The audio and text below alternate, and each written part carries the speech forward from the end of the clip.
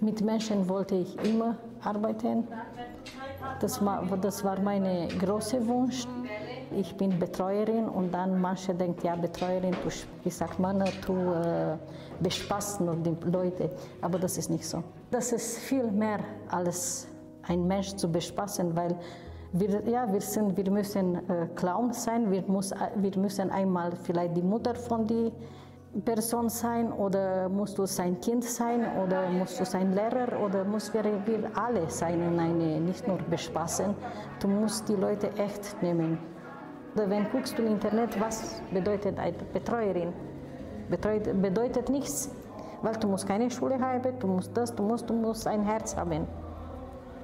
Ich stelle mich ab und zu vor und wenn zum Beispiel bin ich 80 und kommt eine 40-jährige Frau und dann redet mit mir so wie mit einem kleinen Kind, das brauche ich sowas nicht. Und dann sagst du, ja, wir gehen Gymnastik machen und dann sagt heute mir eine Omi, ich bin fast 100, was soll ich mit Gymnastik heute machen? Und ich sage, ja, wenn dein Enkelkind kommt, du musst. Und deswegen musst du deine Hände noch benutzen. Und sie hat angefangen zu lachen und hat gesagt, ja, machen wir das. Und dann haben wir unsere Hände benutzt. Oder fragt, wieso soll ich weiter schreiben können? Und dann, ich habe gesagt, ja, vielleicht kommt dein Enkelkind und sagt, ja, Omi oder Uroma, malen wir was zusammen. Und wir haben hier die Möglichkeit, auch weiter unsere Fähigkeiten benutzen.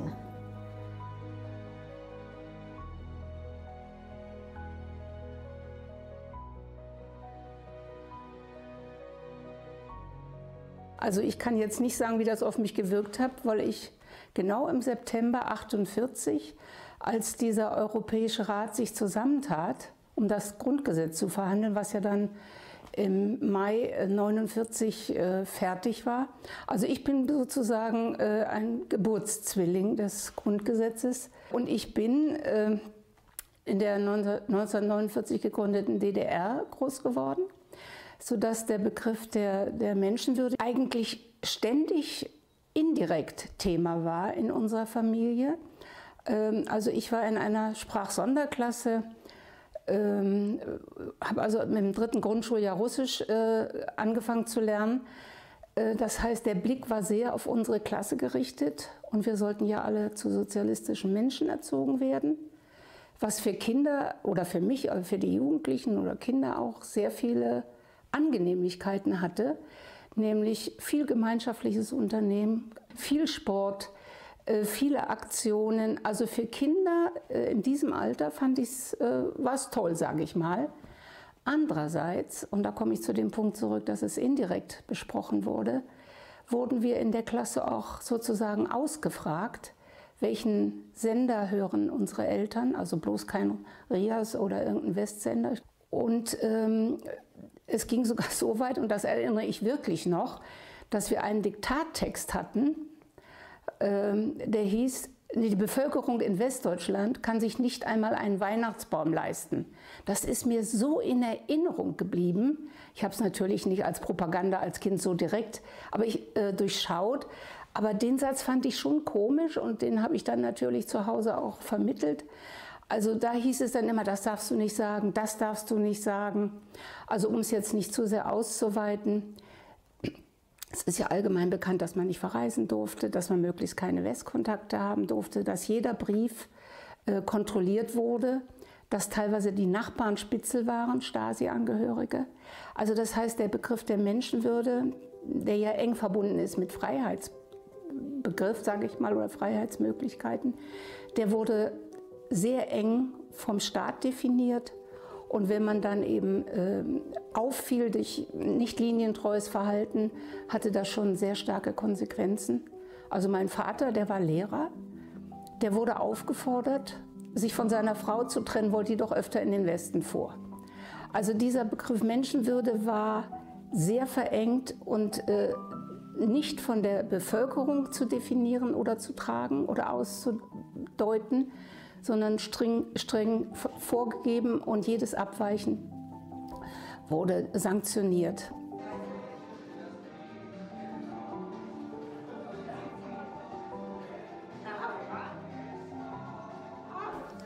(1949). Wie alt waren Sie da? Da war ich 25, ja, 24, 25. Also ich habe ja den Krieg miterlebt. Da war ich 12,5 Jahre. Und der Krieg angegangen ist 1939. Und mit 20,5 Jahren habe ich geheiratet. Also da war ich schon verheiratet.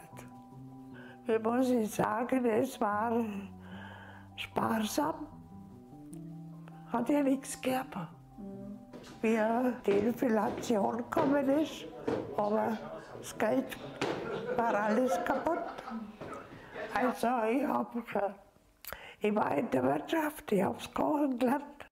Ich war 5 Jahre im Bahnhof in Buchloe, ja, vom Arbeitsamt aus. Habe dort was müssen. Ich wollte auch nicht in die Küche. Und ja, bis der Krieg aus war ich drin. Von früh 5:30, um 6 Uhr bis abends 10 Uhr.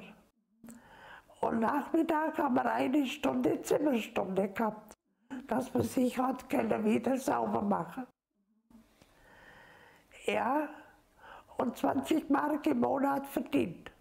Mein Vater war bis, ich glaube 1948 oder 1949 in Gefangenschaft, ist 1965 dann verstorben. Mutter war den ganzen Tag an der Arbeit, ich war in der Früh in der Schule. Sie ist an der Mittagspause schnell heimgekommen, hat fürs Kind dann was zum Essen gemacht. Ich war dann auf mich selbst gestellt, bis sie dann am Abend von der Arbeit wieder kam. Also es war zu der Zeit nicht einfach. Es wurde dann, wo ich dann eigentlich erwachsen war, wurde es dann leichter. Und ich bin ja nicht hier geboren, sondern in Bad Nauheim in Hessen. Und sind dann 1977 hier nach Bayern gezogen. Und wie gesagt, und da hat man sich dann auch eher mal mit Grundgesetz oder Politik auseinandergesetzt. Man hat dann das mitverfolgt und drüber gesprochen. Ich habe noch nicht in der Pflege gearbeitet, das ist das erste Mal. Aber ich glaube, ich habe den richtigen Weg eingeschlagen und für mich das Richtige gefunden. Ja, ich fühle mich hier wohl, also mir macht das Spaß. Also mit den Bewohnern, weil man so viel zurückbekommt. Ne? Das ist ja halt, wenn man zu denen hochgeht, die bedanken sich, die freuen sich.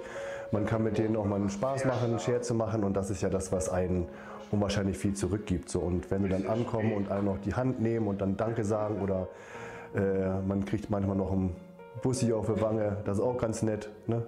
Das passt ganz gut. Also mir macht das Spaß. Wichtig ist mir, dass man sich Zeit nimmt und dass man das nicht einfach reingeht und dann kurz übers Gesicht rüberwischt, sondern dass man sich ein bisschen Zeit nimmt, mit den Leuten redet. Die können nichts dafür, dass die halt jetzt gerade so sind, wie sie sind und auf fremde Hilfe angewiesen sind. Und man sollte immer nicht vergessen, dass wir alle mal alt werden und wir auch auf Hilfe angewiesen sind später. Und dann wollen wir auch, dass man sich vernünftig um uns kümmert. Und das ist mir wichtig, das liegt mir auch am Herzen. Und dann nehme ich mir die Zeit auch und wenn ich dann mal einen Handschlag mehr mache, als wie es sein sollte, dann ist das so. Und mir ist das wichtig, dass die vernünftig versorgt werden und das mache ich. Und ich glaube, dass ich bei den Bewohnern bei uns im Haus sehr gut ankomme und mittlerweile auch sehr geschätzt bin. Und das freut mich selber und ich sage auch zu den Bewohnern immer, ich möchte denen nicht das Gefühl geben, dass es Arbeit ist. Das ist es nämlich nicht, sondern ich mache das vom ganzen Herzen aus und das kriegen sie von mir auch zu spüren. Ich habe mir einige Gedanken über den Geburtstag des Grundgesetzes nach 75 Jahren gemacht und habe meine Gedanken zu Papier gebracht. In meinem früheren Berufsleben war ich einige Jahre als Lehrerin für Krankenpflege und anschließend bis zu meiner Pensionierung als Pflegedienstleitung tätig. Unser Grundgesetz wird nun schon 75 Jahre alt und im Artikel 1 heißt es, die Würde des Menschen ist unantastbar. Übertragen auf die Krankenpflege ist die Patientenwürde ein zentrales Thema und sollte Grundlagen allen Handelns sein. Die Ziele einer würdevollen Pflege sind das Wohlbefinden, die Gesundheit und Sicherheit pflegebedürftiger Menschen. Es gilt, deren Wille und Bedürfnisse zu berücksichtigen. Die Würde eines jeden Menschen beinhaltet das unantastbare Recht, mit Respekt und als individuelle Persönlichkeit behandelt zu werden. Sie bleibt unabhängig von Alter, Geschlecht, Religion, sozialen Status oder körperlichen Zustand, immer gleich und darf nicht verletzt werden.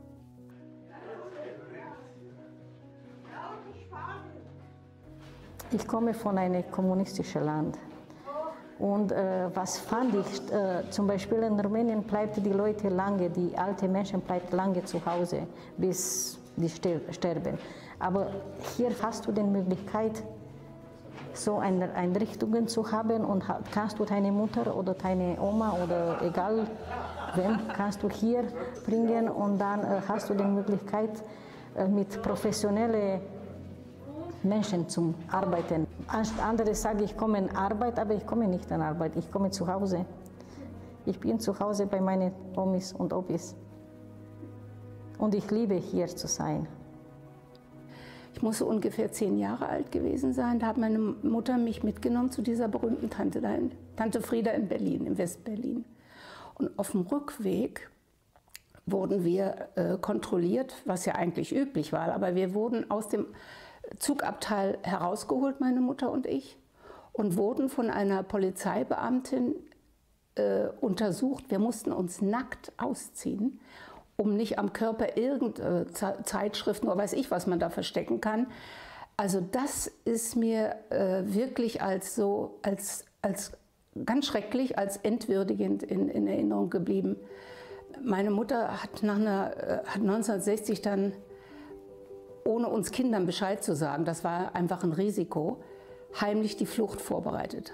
Ohne dass wir wussten, dass 1961 die Mauer gebaut wurde. Also wir sind noch ein Jahr vor der Mauer, getarnt als Urlaubsreise. Also meine Mutter mit uns 3 Kindern, mein Vater einen Tag vorher, also getrennt, damit das nicht so aussah.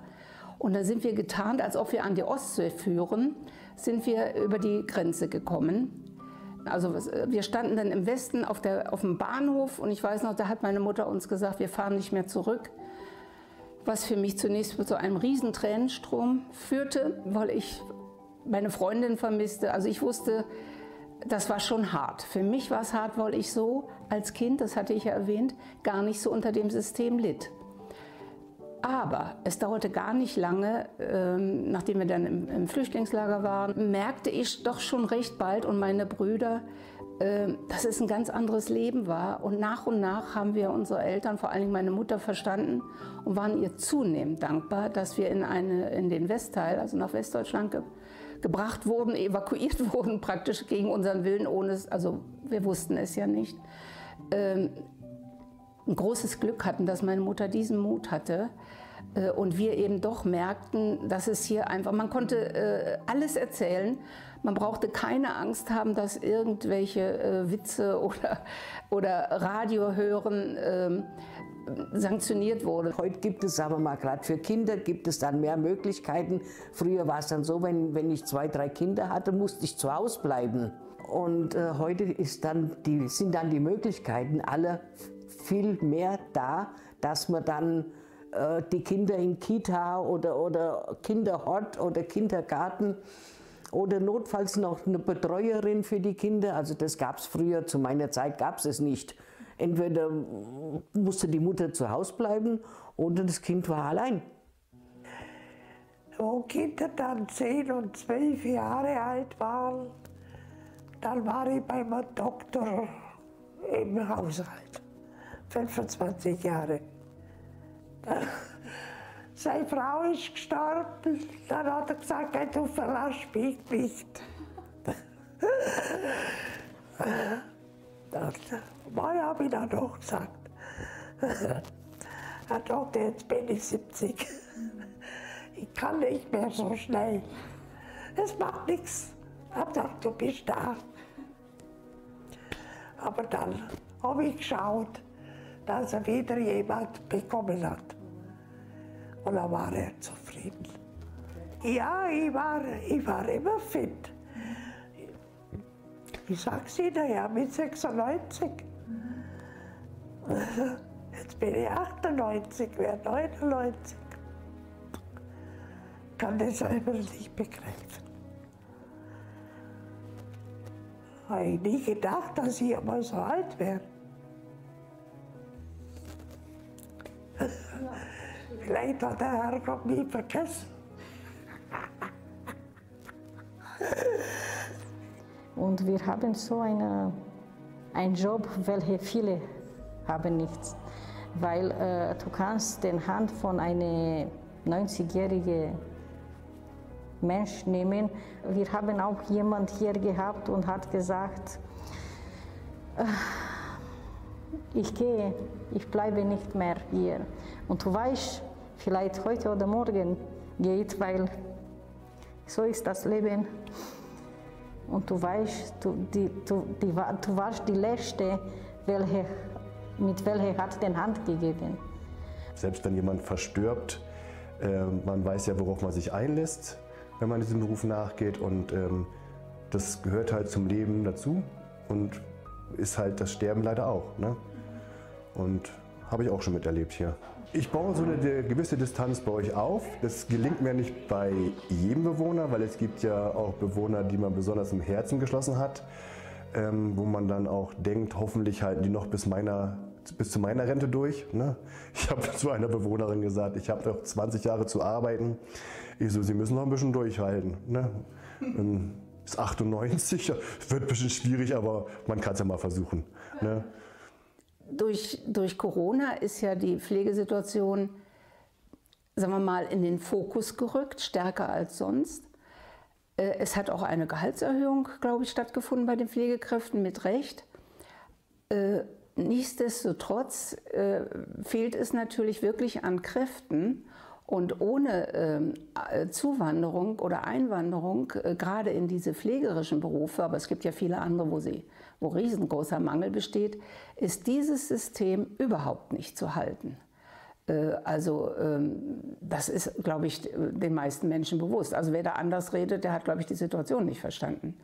Und von daher sind wir froh und dankbar, wenn eben Menschen in diesem Beruf, der ja wirklich Zuneigung auch verlangt. Also das ist ja ein ganz schwieriger Beruf, den man nicht als Job leisten kann, sondern man muss wirklich einen Bezug zu den einzelnen Menschen sogar haben und auch vom Inneren her die Haltung, dass auch Hilfsbedürftigkeit kein Mangel ist in dem Sinne, den man selbst verschuldet hat, sondern der halt öfter mit dem Alter verbunden ist, nicht unbedingt, oft halt mit Krankheiten, dass man den genauso behandelt oder vielleicht noch liebevoller als Menschen, die noch mitten im Leben stehen und der Gesellschaft, sagen wir mal, objektiv etwas zu bringen. Ein großes Lob für uns, für meine Kollegin, welche macht Pflege und so weiter. Aber du kommst und gibst du das, aber du bleibst als Betreuerin, du musst die Menschen an deinen Tisch halten. Weißt du, wenn haltest du das nicht da, zum Beispiel nimmst du den Tablette und gehst du, oder isst du und gehst du, aber du musst die motivieren, mit dir zu bleiben. Und das ist nicht einfach, aber das steht in uns, ob die kannst du das machen oder nicht. Und ich glaube, kann nicht jeder. 8 Stunden pro Tag, ja, Pause, halbe Stunde, aber trotzdem, 8 Stunden pro Tag für jemand da zu sein, ist eine Herausforderung, ja, wie du sagst. Also ich denke, dass sich der Begriff Menschenwürde im Grundgesetz, was sich ja auf die schreckliche Zeit davor bezog, also das sollte ja nie wieder passieren. Und deshalb war eben der Begriff der Menschenwürde zentral gesetzt. Es hat sich, glaube ich, sehr, sehr viel verändert in dieser Hinsicht, weil es einfach die Gesellschaft viel, sagen wir mal, breiter geworden ist durch die Migration und Globalisierung. Das heißt, also ich habe mir da wirklich überlegt, was der Knackpunkt ist. Menschenwürde einem anderen zugestehen heißt ja eigentlich bedingungslos und voraussetzungsloses Entgegenkommen oder hinnehmen. Und das ist, glaube ich, für den Menschen, wenn sich so viele Veränderungen ergeben, zunehmend schwierig, weil wir ja anthropologisch eigentlich ausgerichtet sind, so auf kleinere Kreise.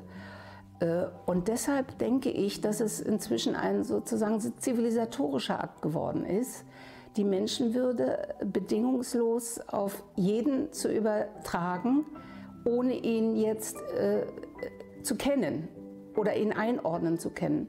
Das heißt, es ist, glaube ich, eine sehr, sehr große Herausforderung, die vom Staat nicht allein geleistet werden kann, sondern von jedem Einzelnen selbst.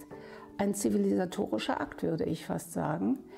Und der Trend zu autoritären Staaten, der ja in ganz Europa vertreten ist, nicht nur bei uns, also ich weiß nicht, ob man das jetzt trennt, aber wir wissen, wovon wir sprechen, die Ausrichtung nach leichten Lösungen, nach Einordnung, der ist sehr, sehr stark. Und von daher, denke ich, ist es in den nächsten Jahren oder Jahrzehnten eine Riesenherausforderung, den Begriff der Menschenwürde zu erhalten. Und also, wenn ich so an die Jugend denke, also ich bin ja so alt wie das Grundgesetz und ich habe Kinder und Enkelkinder, dann würde ich sagen, also würde ich hoffen oder ihnen auch sagen, versucht wirklich mehr in der analogen Welt zu leben, nicht zu sehr in die digitale zu flüchten oder sich aufzuhalten. Pflegt familiäre Beziehungen, pflegt Freundschaften, bleibt im Gespräch.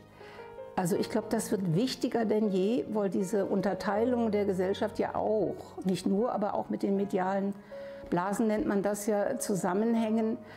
Und dass eine einseitige und indoktrinäre Informationspolitik natürlich dem Tor und Tür öffnet.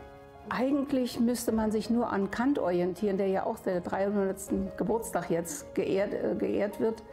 Dieser berühmte kategorische Imperativ, der eigentlich alles sagt. Also das, was du nicht willst, dass man dir antut, füge auch keinem anderen zu. Oder dass eben das eigene Verhalten auch zur Richtschnur für die Allgemeinheit gelten könnte. Also dieser kategorische Imperativ als Aufforderung würde ausreichen, wenigstens die Extreme zu glätten. Aber eine Aufgabe wird es für uns alle. Da bin ich ganz sicher, eine große, große, große Aufgabe. Freilich mache ich mir Sorgen mit dem Krieg. Hoffentlich kommt es nicht wieder so, wie es war. Wie der Erste Weltkrieg oder der Zweite. Hoffentlich kommt das nicht mehr. Den Frieden. Ja, Gesundheit und Frieden. Das ist das immer schon wünschen. Ja. Wir alle können etwas für unser friedliches Zusammenleben und gegen Ausgrenzung und Gewalt tun. Mit Ideen und Engagement, aber auch mit kleineren Gesten. Denn Menschenwürde, Achten, beginnt bei jedem Einzelnen. Für mich ist jeder Mensch wertvoll, weil er ein Mensch ist.